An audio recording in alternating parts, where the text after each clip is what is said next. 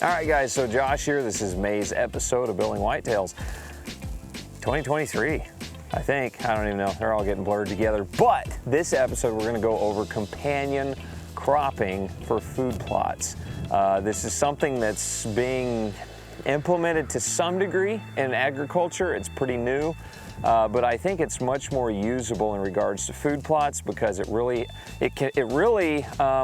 I'd say it's probably one of the most advanced things you can do in crop rotation and soil health management. I've said it before, you'll hear me say it again, I will continue to say it. Help the deer do what deer want to do.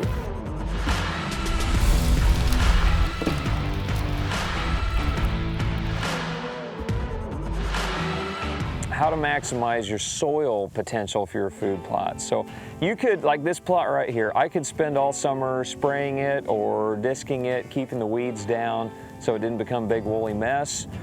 Or I can come in and I can plant a crop in here to grow and boost my soil health in the meantime until fall plots get here. Now, if you've got a lot of soy, if you've got a lot of deer and a couple of small soybean plots, you could plant this plot to soybeans, and then you could come in and disc it later.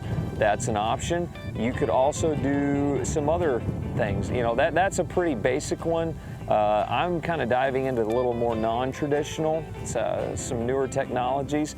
This one is buckwheat. So buckwheat is exceptionally good at pulling tied nutrients out of the ground, particularly phosphorus.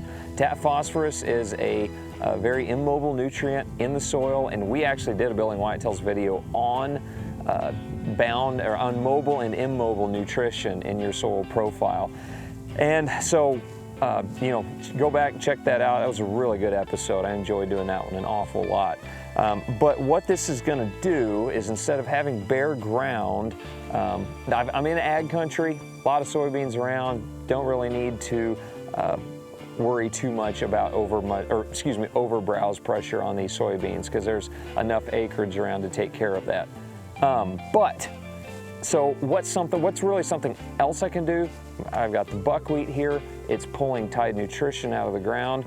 That is going to become available to the following crop once this buckwheat is terminated and starts decomposing down from organic material into, well, it's a stretch to say organic matter, but it's beginning stages of organic matter.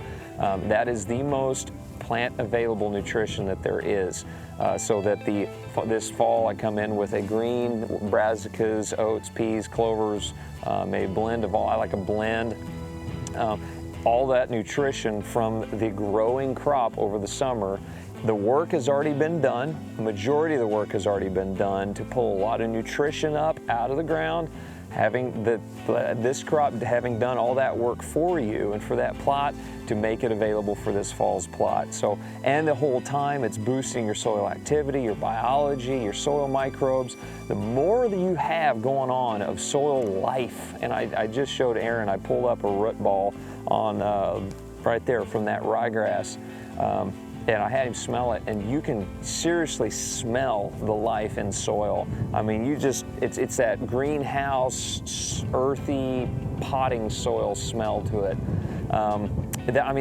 It's life in soil, and life in soil really translates into better nutrition in your plants. Better nutrition in your plants transfers into better development, antler growth, just all around health of your whitetail herd. So that's really kind of the topic of this month's episode, is companion cropping. Don't just leave your crops bare. I mean, you can if you need to, if you don't have the equipment necessarily or in a special case, but using your soil to the best of its potential while helping your soil to the best of your potential. Buckwheat is one. This is kind of a newer one for me, but so far I'm a huge fan of it. It grows very quickly. I believe full maturity is in a little less than 50 days. It's a very fast growing crop. So you want to stay on top of it. There's a lot of different good summer mixes out there that do a good job of equalizing soil health out. You can get a mix, I've got a mix coming where I've got peas and sunflowers and millet.